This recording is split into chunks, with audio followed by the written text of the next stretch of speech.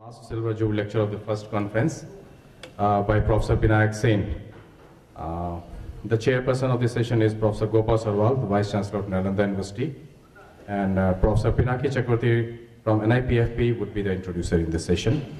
After this session, we will have a short tea break, and then we will go for the valedictory session. Again, where Professor Arvind Panagaria would be giving the valedictory address, and chief guest would be Finance Minister Bihar Abdul Bari Siddiqui ji, and the session would be presided by Mr. N.K. Singh, former member Planning Commission. I hope you will enjoy this lecture. The lecture is on from test case to middle income. As you can see, what can Bangladesh add to development economics? So we start now, and I request the chairperson of the session, Professor Sabharwal, to kindly take over the proceedings. Thank you.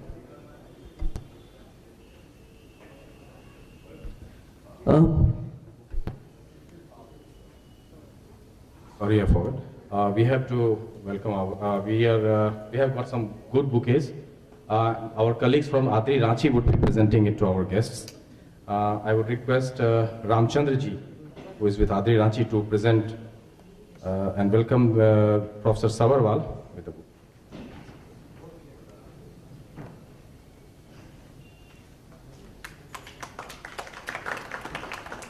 Now I would request Sudhir ji again from ADRI Ranchi to please welcome Professor Chakraborty. I would request our ADRI Ranchi colleague Dilip Kumar ji to please welcome honorable guest speaker of today, Professor Binayak Sen.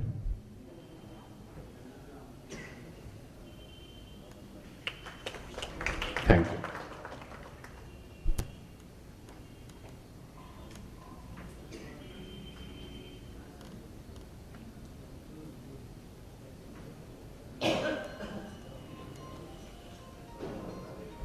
Morning, everybody.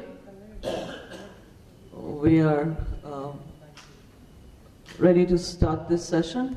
I think, and since we are going to follow it, it's followed by the valedictory session. I think we do have to keep an eye on the clock a little bit. So without much ado, I will request Professor Chakraborty to introduce our speaker for the day.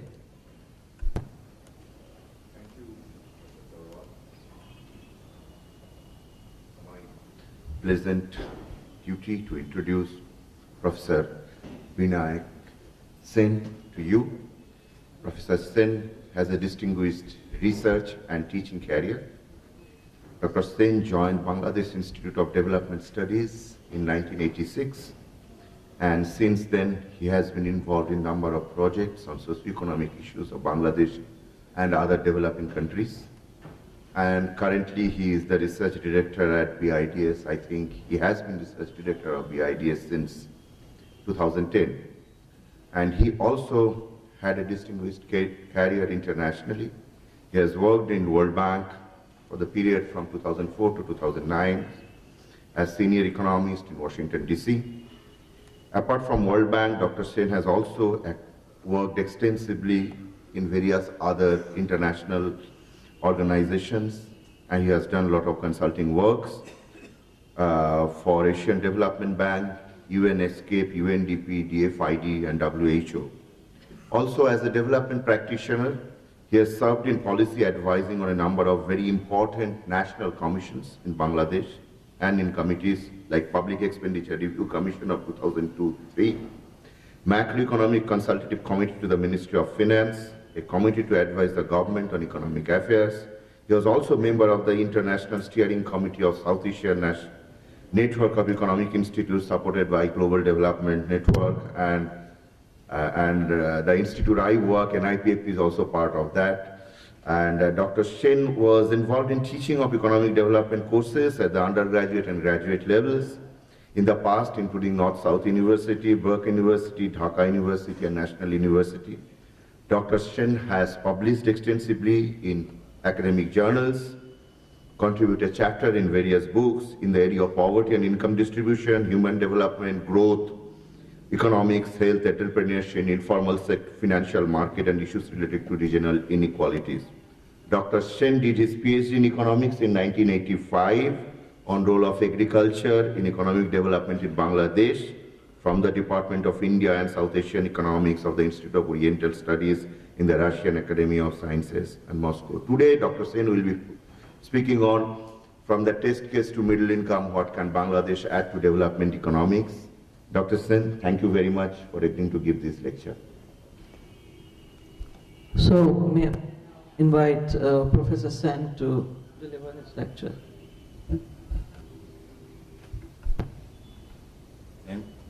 Thank you, Chair, Professor Chakraborty, for nice introduction, and ADRI, especially Dr. Sabharwal Gupta, for inviting me to participate here.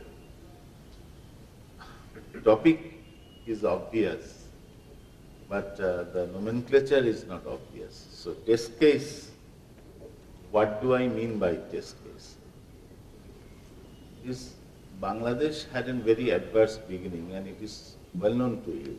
So 1971 War of Liberation, and the dislocations that were associated with it. One factor of adverse beginning. And also there was 1974 famine, one of the three case studies in the Amartya Sen's book, Poverty and Famine, was 1974 famine. And there, then the 75 political change, and 75 to 90 we had direct or indirect military rule.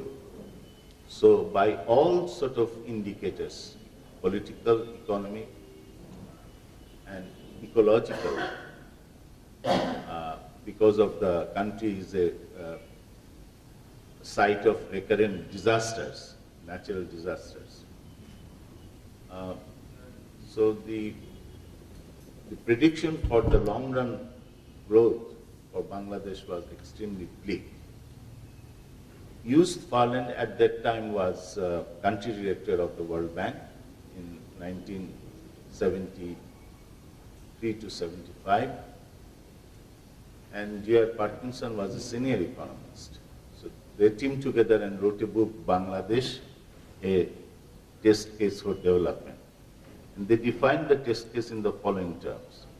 If the problem of Bangladesh can be solved, there can be reasonable confidence that less difficult problems of development can be solved. It is in this sense that Bangladesh is to be regarded as a test case. So if Bangladesh can be developed, we have solved the mystery of growth and development.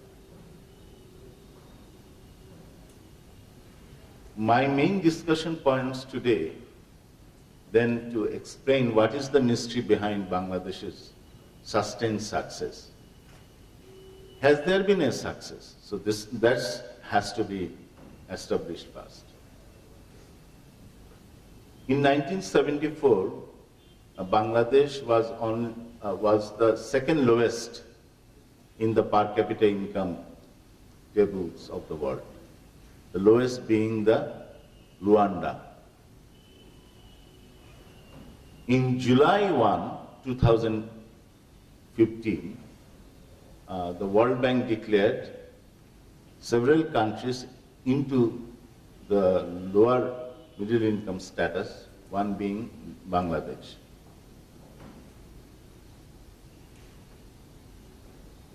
So how we are to understand this transition from very low income, I emphasize the term very low income, from the bottom league of the world income tables to at least a acceptable position in that table, that is into the league of middle income. As you know, that middle income is a huge sort of range. Lower middle income constitutes from 1,200 to 4,500, and the upper middle income is 4,500 to 12,000 dollar per capita. India is in the lower middle income. Pakistan entered in 2011, Bangladesh in 2015. Myanmar has also entered into the lower middle income in 2015. Sri Lanka was obviously earlier in the lower middle income league. The other issue that we want to discuss that why there was negative prediction. One was the contextual that I mentioned earlier, but the other was that the adverse initial condition in terms of demographic and economic characteristics. For instance, the country was marked by high population growth, almost growing at a rate of 3% in the early 70s. And various authors wrote that high population growth will choke out growth. There were also pessimistic appraisals that being a traditional faith country and women are locked in Middle Ages under the veil of Patna. Recurrent disasters will reduce long-term private investments because of investment uncertainty associated with disasters, and hence will also depress long-term growth. And this sort of adverse assessment, or I would say leveling, persisted even in the 2000s. In the 80s, we used to hear that it is the land of disasters, natural and man-made. In 2000s, we heard that it is the land with the most corruption, dysfunctional governance. And the new term came emerged in the development literature that Bangladesh puzzle, Bangladesh paradox, Bangladesh surprise, etc. So what are the plausible explanations for the turnaround? One perception, sometimes I hear that external aid did the trick. But external aid inflows cannot explain the making of long-term economic and social successes in Bangladesh. Foreign aid as a share of GDP was 10% in 81-82. It declined to less than 1% in 2010s. It was less than 2% in 2000s. So in contrast, the country's own initiative in the form of export, which constituted 21% of GDP now, and remittance from the Bangladeshi workers constituted over 10% of GDP. So 21 plus 10, 31% of GDP through own initiative, and less than 1% of GDP in the form of foreign aid. So foreign aid inflows cannot explain the last 2 decades' economic growth and social success.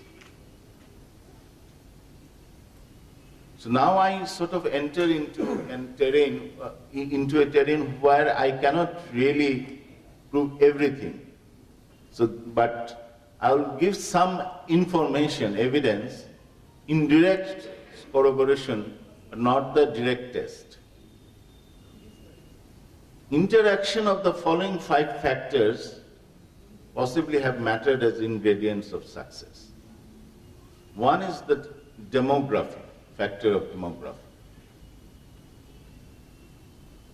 Very high population density, one of the highest in the world. City-state of Singapore is of course higher, but it is still one of the highest. And very large population size, 7th in ranking.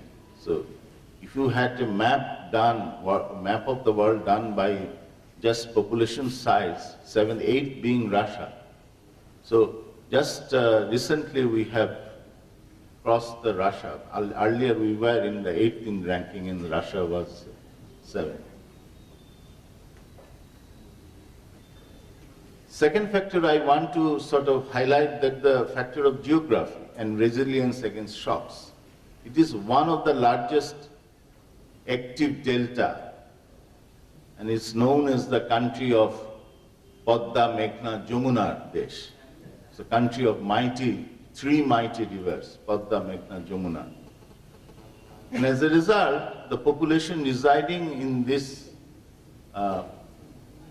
land was always susceptible to frequent natural disasters and had to devise some mechanism of resilience.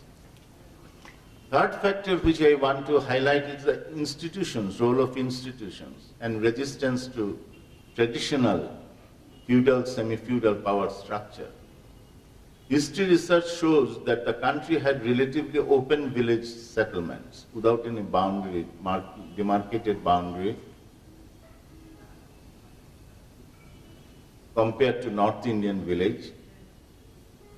And arguably it was permissive of more individual initiatives. The other institution we want to highlight that the Bengali nationalism as derivative of peasant nationalism. You might want to add the Bengali Muslim nationalism as derivative of peasant nationalism, but it is shared, that peasant nationalism was shared both by Bengali Muslims and Bengali Hindus, and particularly in the struggle against authoritarian state of the then East Pakistan. So that was clarified, that the common Bengaliness. I would argue that there is also moderate and accommodative practice of faith compared to Middle Eastern sort of characterization of faith. And all this I am bringing out to make the point, to explain why NGOs in large numbers could penetrate into the village scene and without much sort of social opposition. Fourth factor that I want to draw attention is the outward orientation and explicit distrust of state control. I think compared to many countries, in developing countries, including in South Asia, the country have had more open stance on integration, on exports, on international migration, on even developing private entrepreneurship, market individualism, and globalization.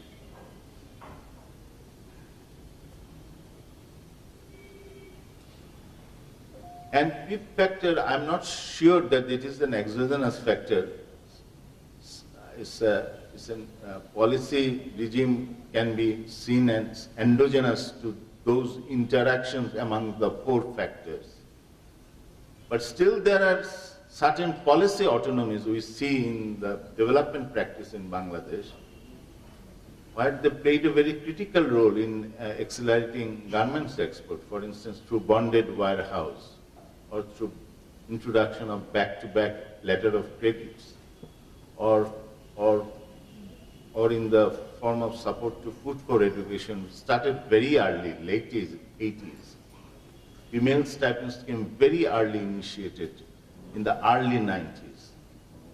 And NGO collaboration as a form of permanent contract to deliver services in rural areas were introduced even in the mid-80s. So that needs to be recognized separately. And as I say, mid-80s and late 80s or early 90s, these are also different policy regimes and political regimes.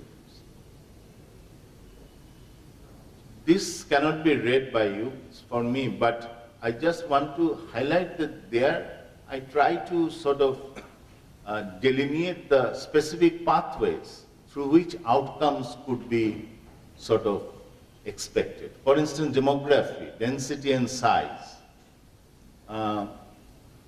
could lead to quick pace of technological dissemination among population, adoption, dissemination. There is some literature, early literature by Esther Bosraf and others. An outcome, we expect that there will be a faster pace of green revolution and population control because of very high density. Geography, susceptibility shocks would have strengthen the need for social protection, emphasis on short duration variety of rice and other crops. Because of the flood, you cannot wait for the full season for the harvest. So you have to develop a shorter duration variety. And in Bangladesh, nowadays, in more than sort of 2/3 areas, you can see nowadays 4 crops a year. So almost full employment situation. And because of the susceptibility to natural shocks, there was a sort of inherent tendency to seek out non-farm development and urban development where the impact of shocks is much lower. There is a predisposition towards urban development. Institution, peasant nationalism that I mentioned, and language-based nationalism clearly radicalized sort of the movement, and the interaction, which I call secular interaction between faith and habitat, produced proactive stance of successive governments on female advancement. And I mentioned about the NGO inroads, but also professionalization of MFIs. It's not just the voluntary movement. It was very professional later on. Professionalization of MFIs and also undertaking of ultra-poor programs. Outward orientation manufactured in exports. Strikingly, Bangladesh, the 80% of the exports is manufactured exports. And the bulk is the ready-made garments, apparel, pharmaceutical, and so on and so forth. And international migration. So this sort of pathway, this migration propensity, trade and business orientation, closer integration of middle class with entrepreneurship, and absence of caste biases against traders, because that was a problem in some cases in the colonial Bengal in developing indigenous entrepreneurship. So all this led to export-led manufacturing and remittance, international migration as major drivers of growth. But the point being is that this is not just the case of outward orientation, it had favorable impact on agriculture. And I'd like to say a few words on how it helped marginal and small farmers and landless workers through linkages. Lastly, policies. I mentioned about the pragmatic stance on the role of market and state, and it led to policies promoting early liberalization of irrigation, safe drinking and sanitation, and child and maternal immunization, and so on.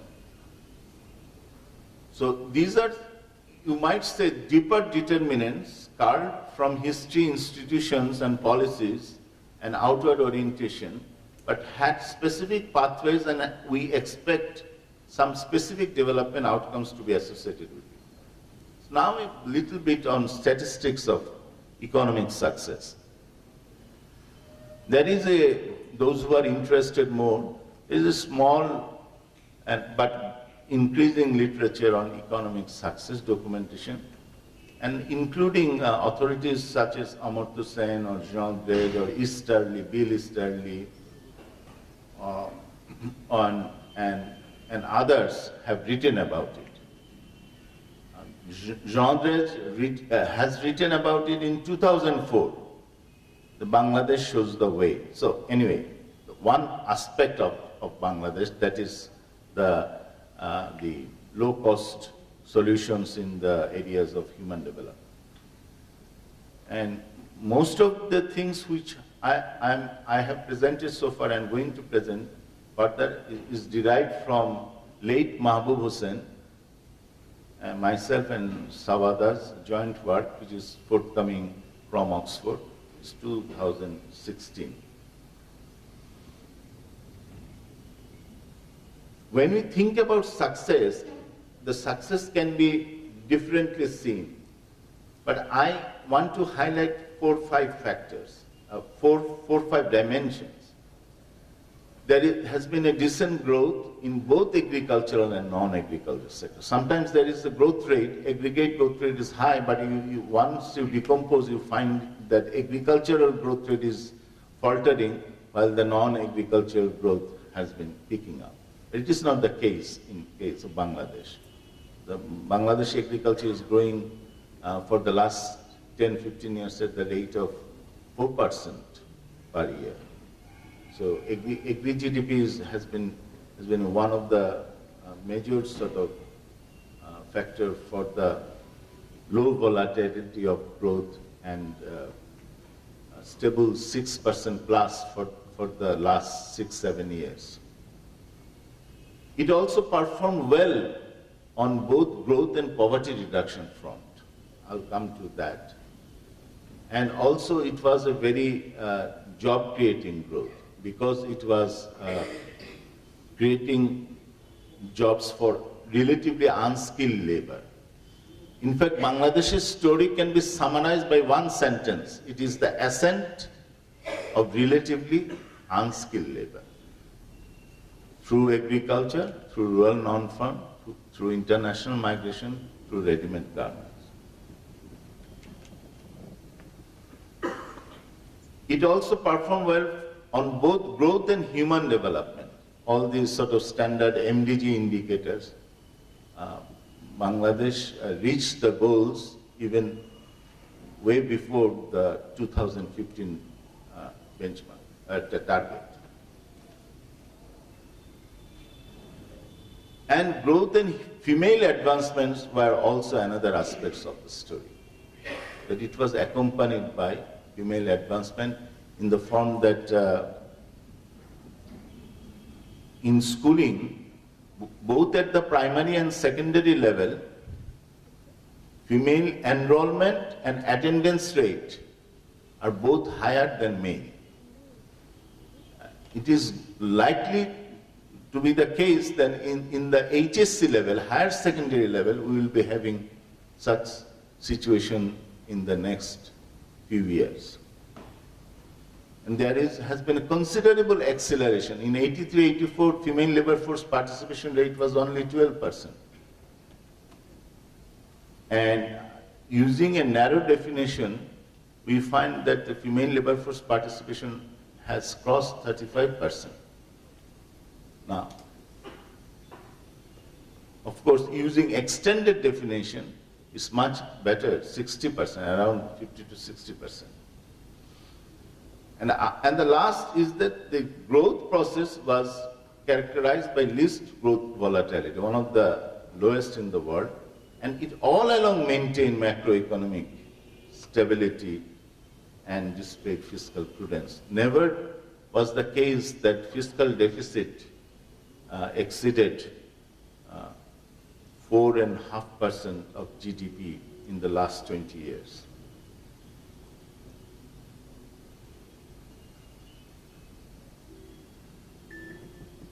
This is a graph showing from 75-81 to 2011-15 how acceleration of per capita GDP growth occurred. In fact, GDP growth rate was around less than 4% in 80s. But for the subsequent quinquennial, it increased by half to 1 percentage points. It was 4.5 in the first half of the 90s, 5% in the second half of the 90s, 5.5 in the first half of 2000s, around 6 in the second half of the 2000s, and now 6.5 in the first half of the 2010s. So we can see a very secular acceleration on that respect. And macroeconomic management, you cannot read, but I just, one point I want to highlight, that whatever the success story, human development, female advancement, it was maintained at a very low public expenditure GDP ratio our public expenditure GDP ratio currently is not more than 16.5%, an increase from 14.5% from 91-95. So because of the low tax envelope, it could not sort of increase much. But the important point is that although state was not big in terms of public spending capability, it targeted never all the same to the social sectors and physical infrastructure sectors. I mentioned about the growth with jobs. Annual growth in employment was pretty decent for the last 3 decades. It's about 3% per year. And labor productivity has been the major drivers of that growth.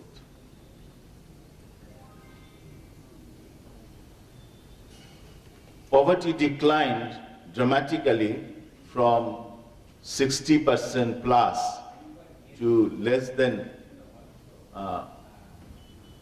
32% in 2010, and the likely projections that are available shows that poverty would be around 23-24% now, although we have to wait for the 2016 round to be completed. Real wage trend shows the similar story, that both in agriculture wage rate, which is the round sort of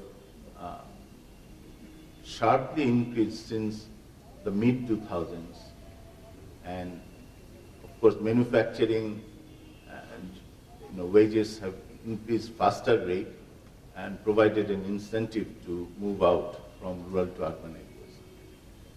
The how question. I'll discuss briefly here by decades the 4 triggers. One was the Green Revolution. You start, if it is a development model, you start with the Green Revolution stage. So in 1970s, 1980s, Green Revolution started. And one of the debates we had at that time, that whether Green Revolution would at all succeed in Bangladesh. Because of the theory that agriculture is pulled back by traditional modes of production. Agrarian structures were oppressive and agriculture is in chains. But that view did not prove to be correct subsequently. And it seems that agrarian structure was amenable to technological change. It was led by shallow tubewell revolution based on groundwater technology. It did not require collective action, hence, or did not depend on state-led irrigation schemes. It was relatively market-led, based on cheap liberalized import of shallow tubewells. It did not lead to water lordism. There was a literature in the 80s that water lordism will affect the expansion of irrigation. And 90% of cultivated land are now tilled by power tiller, and threshing operation has already begun. And poor and non-poor farmers are taking the advantage of these technological changes. So, Green Revolution provided an initial platform for the first major drop in extreme poverty between 1974 and 1984, and for human development. One aspect of the changes in institutional contracts, which I should mention, is the share of land under tenancy. We all thought would decline in the process of modernization. It was around 20% in 1988. It increased dramatically to 40% plus by the end of 2000s. And share of pure tenants, those are landless tenants, we thought that it is a vanishing tribe. It was 4% then in 88. it increased to 16%. Similarly, casual farm labor was replaced in the labor market by contract labor, increasingly, with implicit higher wage rate. So these are the favorable changes in tenancy and labor contracts that have taken place. And these changes were faster in areas of villages where international migration has occurred. Wages also have moved in a faster rate. Trigger 2 was human development. Then, based on that platform created by Green Revolution, human development story proceeded.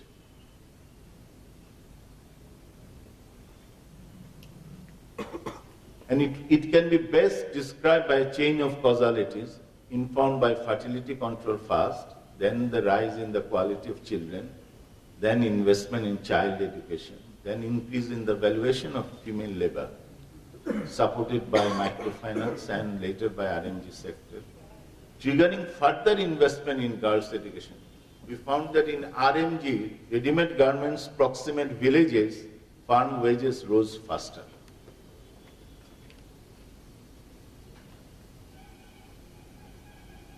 Basic point I want to mention that this chain of causality shows one thing, that Bangladesh achieved fertility control almost now at the replacement level of fertility, which is 2.1. Bangladesh is 2.2.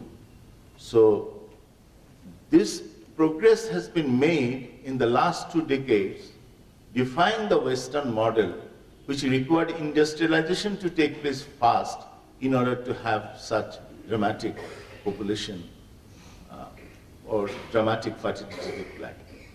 And it also defied Sri Lanka model in the sense that it occurred, the first massive decline in TFR occurred in the context of very low literacy in the 80s.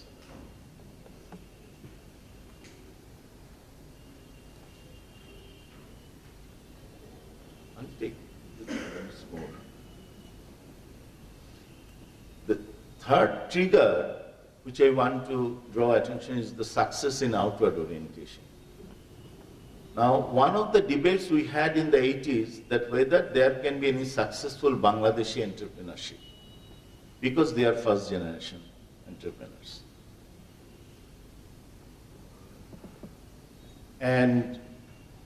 But within a decade we saw what Easterly called, just by learning by doing, or Otsuka called learning by seeing, Bangladeshi entrepreneurs, middle class minded entrepreneurs became a world-class exporters in the ready-made garment sector.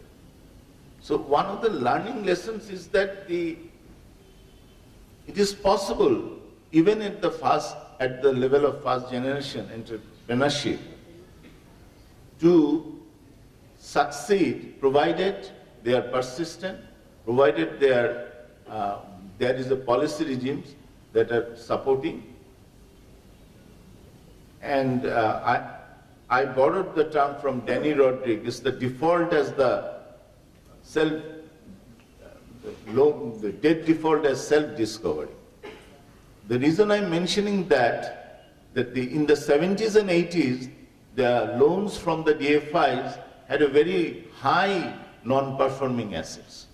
About 45% banking assets were non-performing in the early 80s, late 70s. But most of the defaulters later on found to be entering into the ready-made garments and other export-oriented manufacturing sector. So in a sense, it's a kind of a screening mechanism of self-discovery so that they could understand what they can do better. So there is a cost to the society for that, but this has succeeded. Globalization also can be a disciplining factor. In the frozen shrimp export, earlier phytosanitary measures were not strictly followed. But because of it is exported abroad, and there was a European Union sanction, soon after the quality of the exports increased. And similarly for ready-made garments, the strong emphasis is being put on the compliance following Rana Plaza tragedy. So the argument is that middle-class entrepreneurs were active in medium to large-scale industries, and SMEs also flourished because of microcredit and micro-enterprise loans, and both were important in generating jobs. A role of international migration I mentioned earlier. The last point I want to mention is the fourth trigger, that is the strategic investment in selective state capacity. The central question is that can there be a development role for a weak state?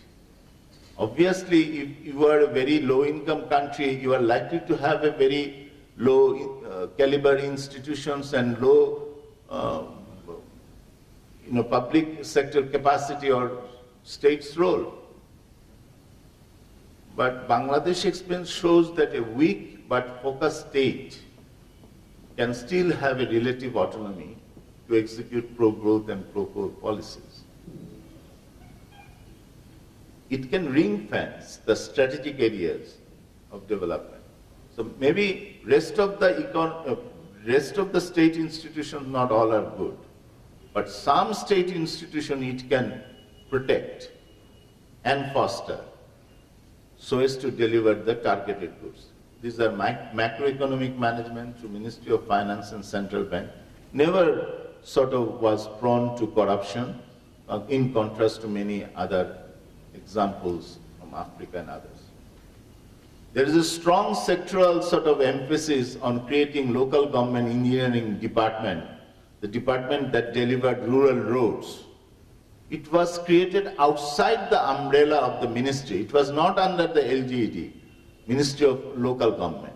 It was a separate institutional body, and we used to call it was headed by a person, Kamrul Siddiqui. We used to call him the local government czar. So under his leadership, the rural roads were built in the 80s and 90s. Similarly, for Ministry of Education, girls' stipend schemes, food for education, etc., has sort of been spearheaded by the Ministry of Education. The quality, there is a quality issue there and other problems, but not the issue of delivery of these programs. Similarly, Ministry of Food, Agriculture, Disaster Management. I singled out these agencies because these have been more or less ring-fenced to deliver national public goods.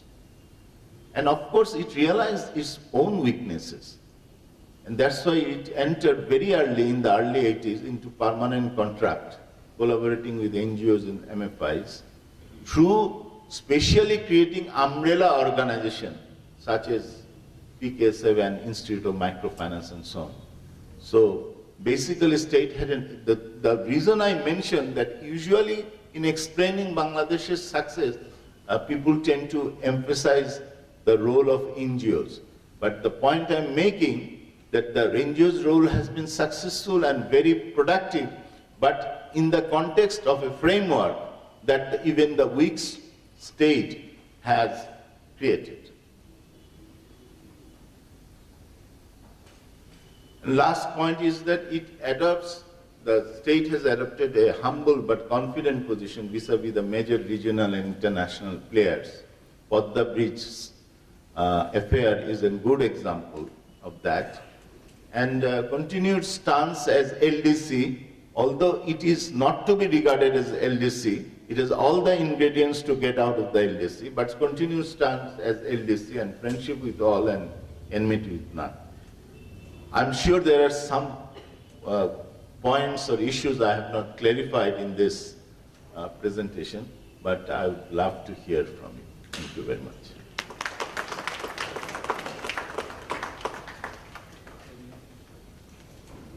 Thank you, Professor Sen, for I think a presentation that I'm sure will provoke some response and questions. So we can now open this up for some Q&A. Okay, so I'll start with the person there first. Yeah.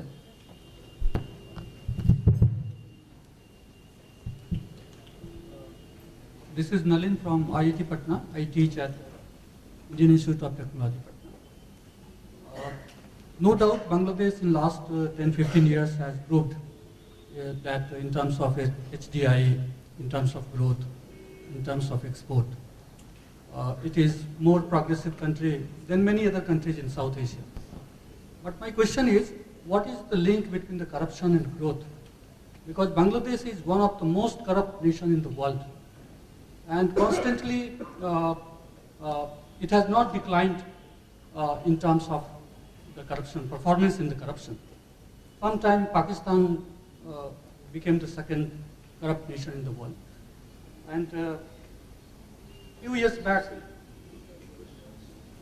Okay, I'm just going to say we need to cut out comments and stick with questions because there is a session to follow and that is time bound. So if you're done with the question, then we'll go to the next. The main question is... I got your question. So we're going to collect a few questions and then he can take them. Okay, 2 and then we'll go section by section. So, okay.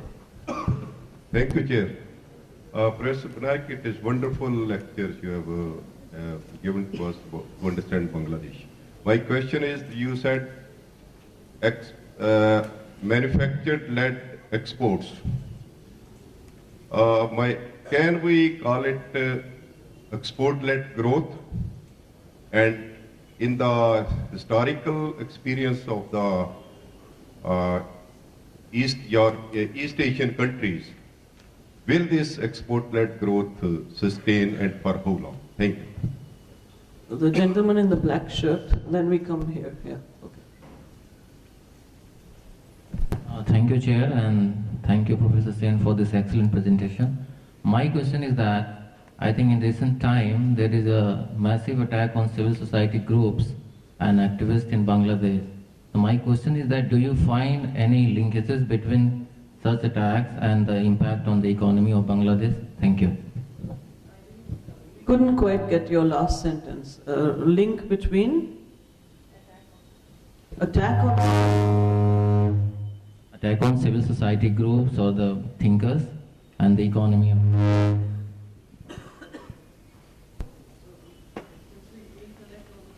I don't know if I'm like, here, yeah, okay.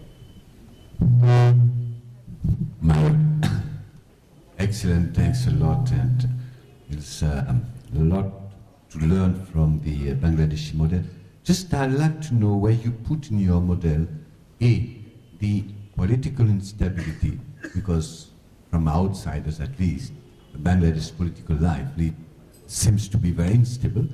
And number 2, the religious tensions. There's a lot of religious tensions, and you have not touched upon, I'm sure they are in your model, but I would love to understand political transition and religious tension. Thank you. Thank you, Des. Thanks also for marvelous and grand analysis and elaboration about the Bangladesh economy.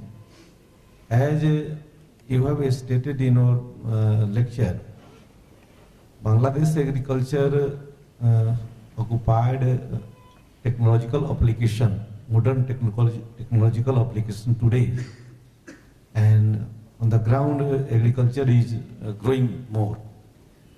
So my question is, I want to know the land reform position in Bangladesh. Land reforms position. Okay, can you just pass the mic to the person behind you, and then after this round of questions, we'll see if there are any more.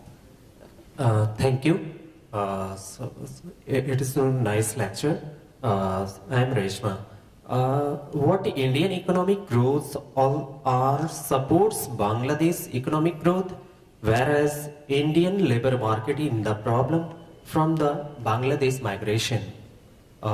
Huge number of the laborers are here from Bangladesh in the and also saying about it most corrupt in the world, Mr. Nitin has just been saying. So it is to be connections here. Thank you. Thanks. Now we'll let. I can't answer all the questions given the time, but I will indicate the possibilities how the answers can be viewed. One is that corruption and growth, there is a huge literature on this. So my sort of favorite is Land Pritchett's analysis.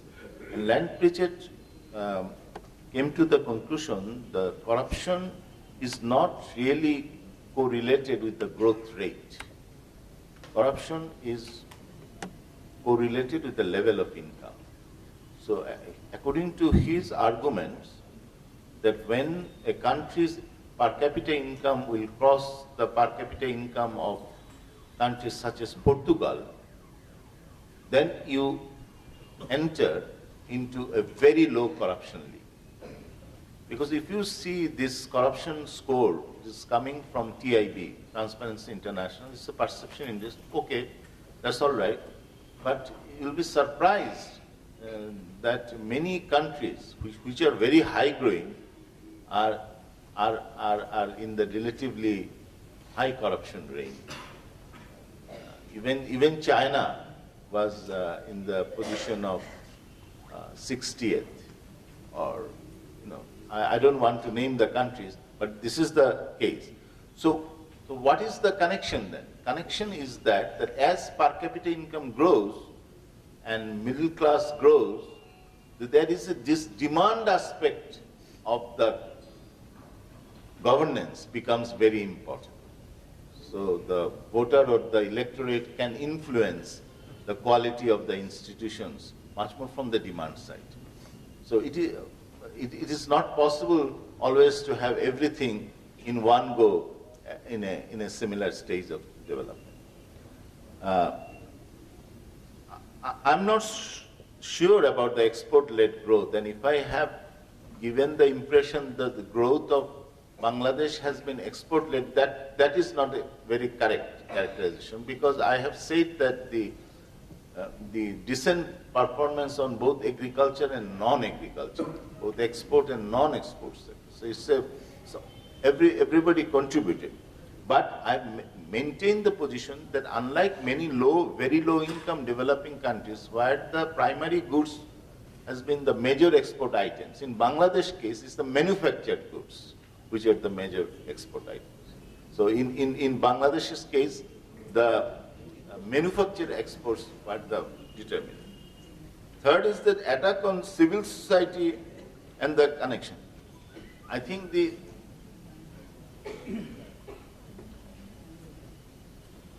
some of the questions like attack on civil society or political instability, religious extremism is of relatively recent origin.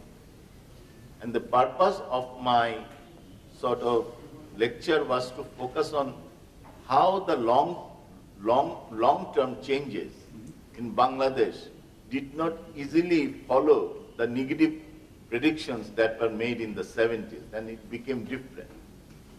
It does not mean that it did justice to the recently emerging issues fully, and it's a part of the separate lecture. I can provide a tentative answer to the question, but it would not be the part of this lecture.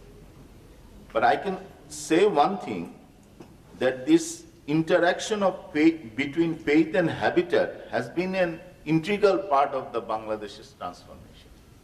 And there has been always a case that sometimes how much weight you want to give to faith as opposed to how much weight you want to give to the habitat, language, culture, etc. Bangladesh had both the trends inside its nationalism. And now it is a big question whether as we modernize, how the mix of faith and habitat would play out. So this is a very broad answer to your complex question. Political instability, yes. This is, I can say that Bangladesh experience shows that country can grow faster, accelerate growth, and make human development and gender and advancement, even in the context of political instability. Because we have data to show that for the 25 years, how many days of Bandh and the strike and all kinds of things have happened. So why that could be possible? There are several sort of conjectural sort of proposition. But one thing is that I told about ring fencing. Even in the peak period of political agitation, not a single sort of ready-made garments export shipment was affected. So that means it was written always that the car would have happened. This is an emergency export duty. That would be sufficient for the opposition party and the government party not to disturb this plan. Because that person knows that this is for the RMG exports.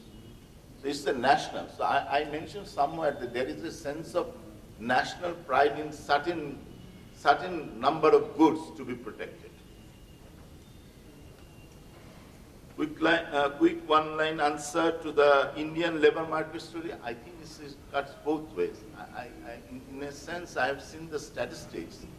The Indian nationals who are working in Bangladesh, because they are hired in the garments and other industries in the medium to top level managerial, they are sending remittances, and that remittance value, aggregate value, is quite sizable in the statistics. So, of course, Bangladeshi unskilled workers have been working in various places, and this Indo-Bangladesh migration corridor, according to Dilip Ratha of the World Bank, is one of the largest corridors of the world. It's going on not just now, not just in the 90s or 70s. It's going on for the last 100 years. So, unfortunately, we have to, close this morning's deliberations. But I think that's a good note, reasonably controversial and thoughtful note on which I think many people have views. So we will now close. I think there is a matter of some presentations that need to be made here.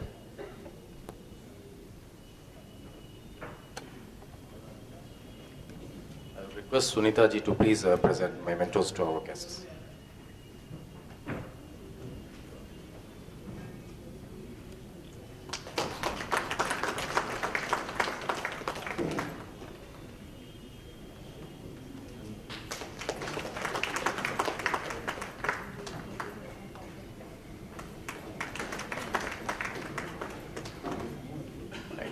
Thank you, ma'am.